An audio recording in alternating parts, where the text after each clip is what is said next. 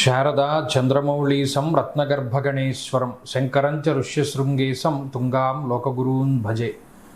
ఉభయ జగద్గురువుల యొక్క పాదపద్మాలకి నమస్కారం చేసుకుంటూ, అలాగే నాకు జ్యోతిష విద్యను నేర్పిన గురువర్యులు జ్యోతిష బ్రహ్మ కీర్తిశేషులు శ్రీ ఈరంకి సూర్యనారాయణమూర్తి గారు, సూర్యశ్రీ దైవజ్ఞి గారి యొక్క పాదపద్మాలకి నమస్కారం చేసుకుంటూ, ఓం శ్రీ మహాగణాధిపతి నమః, శ్రీ గురుభ్యో నమః, హరి ఓం.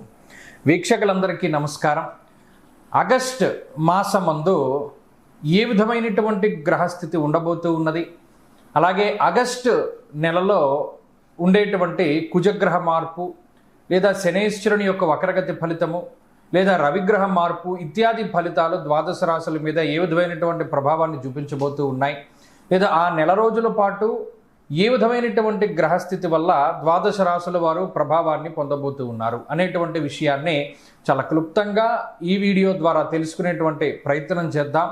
ముఖ్యంగా ఈ శాస్త్ర సంబంధమైనటువంటి విషయాన్ని అతి పురాణ గ్రంథమైనటువంటి గోచార దర్శిని వంటి ఉత్కృష్టమైనటువంటి గ్రంథం ఆధారంగా పూర్తి శాస్త్ర ప్రమాణాలతోటి ఈ విషయాలన్నింటినీ కూడా చెప్పడం జరుగుతూ ఉన్నది.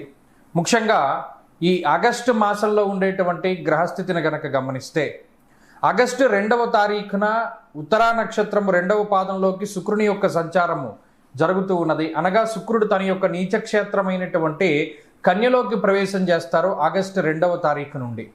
తదుపరి మాసం అంతా కూడా ఆయన అక్కడే సంచారం చేస్తారు. అలాగే 3వ తారీఖున మృగశిర నక్షత్రం 3వ పాదంలోకి కుజుని యొక్క సంచారం జరుగుతుంది.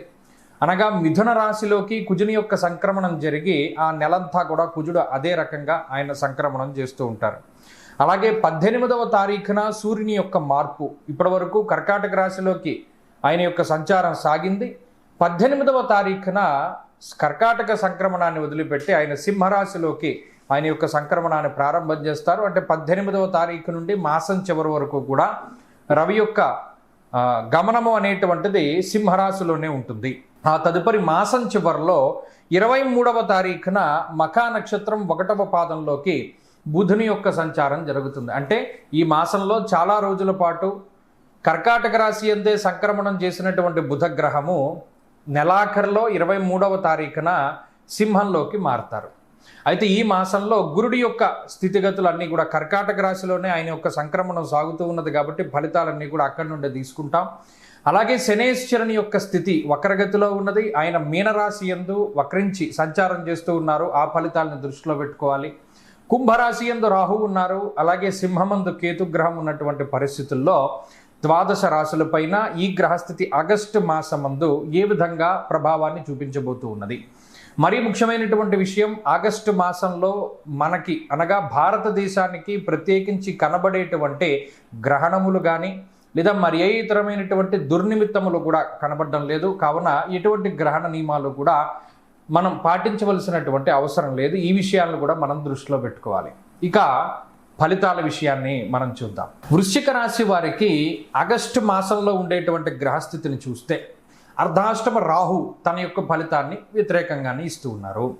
పంచమ స్థానంలో వక్రగతి శనేశ్వరుడు, సరే ఆయన వ్యతిరేకమైన ఫలదాత. సప్తమంలో ఉన్న కుజుడు కాస్త అష్టమంలోకి వెళ్ళిపోయారు, ఆయన వ్యతిరేకమైనటువంటి ఫలితాలను ఇస్తారు. ఇక్కడ ప్రధానమైన విషయం ఏంటి అంటే 18వ తారీఖు దాటాక రవి దశమ కేంద్రంలోకి రావడం మంచి విషయం.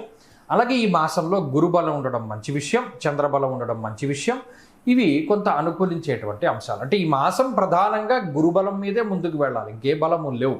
అటు 9లో రవి ఉన్నప్పుడు విచారే నవమే రవవు ఉన్నారు, అంటే ఏదో ఒక రకమైనటువంటి విచారానికే కారణమవుతారు. అయితే ఇక్కడ 9లో గురుగ్రహం ఉన్నప్పుడు కొంచెం అటు భాగ్యానికి సంబంధించినటువంటి విషయాలకి ఆయన కారణమవుతూ ఉంటారు. ముఖ్యంగా ఆయన 9వ స్థానంలో చాలా యోగ్యమైనటువంటి శుభ ఫలదాత. అర్ధంచ స్వకులాచార గృహలాభ సుభోజనం అన్నారు. కొన్ని మూలమైనటువంటి గ్రంథాల్లో మరొక మాట కూడా చెప్తూ ఉంటారు. అర్ఘ్యంచ ఇంకో మూలమైనటువంటి గ్రంథాల్లో భాగ్యానికి సంబంధించిన విషయాలతో పాటుగా అదృష్టాన్ని సూచించేటువంటి విషయాలు కూడా చెప్తూ ఉంటారు. సరే, ఏదైనా అదృష్టమైనా భాగ్యమైనా ఏదైనా కొంచెం ఈ అష్టమ స్థానంలోంచి నవమంలోకి వచ్చినప్పుడు అష్టమంలో చేసినటువంటి ఏదైనా మనం మంచి ఉపాసన కానీ లేదా దైవ దర్శనాలు కానీ తీర్థయాత్రలు కానీ ఇటువంటివి ఏమైనా ఉంటే ఆ ఫలితాలన్నీ 9లోకి వచ్చాక ఇస్తూ ఉంటారు గురుగ్రహం. కాబట్టి అది చాలా గొప్ప విషయము. అందువల్ల ఆర్థికాభివృద్ధి కలుగుతూ ఉంటుంది, ఐశ్వర్యం కలుగుతూ ఉంటుంది, ఇందాక చెప్పినట్టు అదృష్టం కలుగుతూ ఉంటుంది. అంతేకాకుండా అష్టమంలో కుజుడిచ్చేటువంటి దోషాన్ని కొంత గురుడు తగ్గిస్తూ ఉంటారు. అక్కడ కుజుడు ఏమిస్తారు? అష్టమ స్థానంలో స్థానభ్రంశ, ఆయన స్థాననాశం రుణచ్ఛేద అష్టమస్తే ధరాసుతే, అంటే స్థాననాశాన్ని కలిగించవచ్చు. రుణచ్ఛేద, వచ్చిన డబ్బు వచ్చినట్టు ఖర్చు చేయించేస్తాడు. పలానా వాడి దగ్గర నువ్వు అప్పు తెచ్చావు కాబట్టి వాడికి డబ్బులు కట్టాయి, లేదా పలానా వాడి దగ్గర ఇంత చేబోదులు తీసుకున్నావు కాబట్టి వాడికి ఇచ్చాయి, ఇలా వచ్చిన డబ్బు వచ్చినట్టు ఖర్చు పెట్టేస్తాడు. కానీ ఇక్కడ రూపాయి మిగలడానికి గురుడే ఉపయోగపడతారు. కాబట్టి ఈ మాసం అంతా కూడా గురుబలం మీదే వెళుతుంది. అలాగే మాసంలో 18వ తారీఖు దాటిన తర్వాత మరింతగా రవి బలం కూడా పెరుగుతుంది. కాబట్టి అటు దశమంలోకి రవిగ్రహం యొక్క సంచారం వస్తుంది. కాబట్టి ఆయన కూడా చక్కగా అర్ధసిద్ధి సదారోగ్యం బంధు సంతోషవర్ధనం అన్నారు. అంటే అటు మరలా మనకి వృద్ధిని సూచించేటువంటి విషయాలు, ఉద్యోగపరమైనటువంటి విషయాలని ఎక్కువగా రవి సూచిస్తున్నారు. ఈ మాసంలో కుటుంబపరమైనటువంటి విషయాలపైనే ఎక్కువ మీరు కాన్సన్ట్రేట్ చేయవలసి వస్తుంది, అంటే ఎక్కువ శ్రద్ధ పెట్టవలసి వస్తుంది. ఇంట్లో ఉండేటువంటి ఏదైనా గుప్తమైనటువంటి విషయాలు బయటికి వెళుతూ ఉండడము, ఇంకొకళ్ళ ప్రమేయంతో ఇంట్లో ఉండేటువంటి వాళ్ళపైన వారి ప్రమేయంతో ఇంట్లో ఉండేటువంటి వారు కొంత వ్యతిరేకంగా ప్రవర్తిస్తూ ఉండడము, దాన్ని ఇన్ఫ్లుయెన్స్ అవ్వడం అని చెప్తూ ఉంటారు. అంటే చెప్పుడు మాటలు వినడం ద్వారా మీ మీద కొంత వ్యతిరేకమైన అభిప్రాయాన్ని వారు పొందుతూ మీ కోడల్లో, కొడుకులో, లేకపోతే పిల్లలో, లేకపోతే మనవలో, లేకపోతే అల్లుళ్ళో, కూతుర్లో, ఎవరో భార్యతో సైతంగా ఎవరైనా సరే, భర్తతో సైతంగా ఎవరైనా సరే ఇతరుల మాట విని మీ మీద కొంత వారు వ్యతిరేకంగా మాట్లాడుతూ ఉండడం, ఇది మీరు గమనిస్తారు ఈ మాసంలో. అది ఒకటి కొంత ఇబ్బంది పెడుతుంది. అదేంటి మనం ఇంత చేశాను కదా, ఎవరో చెప్పిన మాటలు పట్టుకుని వీళ్ళు ఇలా మాట్లాడుతున్నారంటే అని ఒక్క బాధ కలుగుతుంది. అది ఒకటి మినహాయించి మిగతా ఏ విషయంలోనూ కూడా వృశ్చిక రాశి వారికి ఇబ్బందులు కలగవు. ఇక ఉద్యోగపరంగా శ్రమ ఉన్నా, ఒత్తిడి ఉన్నా, ఏదైనా అవి దాటుకుంటూ ముందుకు వెళుతూనే ఉంటారో అది ఒక విషయం మనం దృష్టిలో పెట్టుకోవాలి.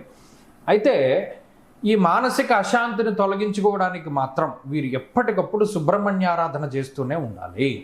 ఎందుకంటే ఎంతసేపు సుబ్రహ్మణ్యారాధన చేయడం ద్వారా మీలో ఉండేటువంటి కొంత ఆ వైరాగ్య భావన కొద్దిగా పెరుగుతూ ఉంటుంది.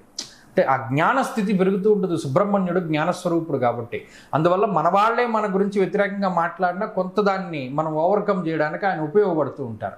అందువల్ల సుబ్రహ్మణ్య ఆరాధన ఎక్కువగా చేస్తూ ఉండడము, సుబ్రహ్మణ్య భుజంగ ప్రయాత స్తోత్రాన్ని కానీ, లేదా కరావలంబ స్తోత్రాన్ని కానీ, లేదా అనేక రకాల స్తోత్రాలు, లేదా అష్టోత్తరాన్ని కానీ, ఏదో శరవణ భవ అనేటువంటి మంత్రాన్ని కానీ ఏదో ఒకటి మీకు అది పారాయణ చేస్తూ ఉండడం. ఏమీ లేదు, మనకేమీ తెలియదు, సుబ్రహ్మణ్య స్వామి దేవాలయానికి వెళ్ళి దండం పెట్టుకుంటూ ఉండడం, దీపారాధన చేయడం, ఇటువంటివి కూడా మంచి ఫలితాలని ఈ మాసంలో ప్రసాదిస్తాయి.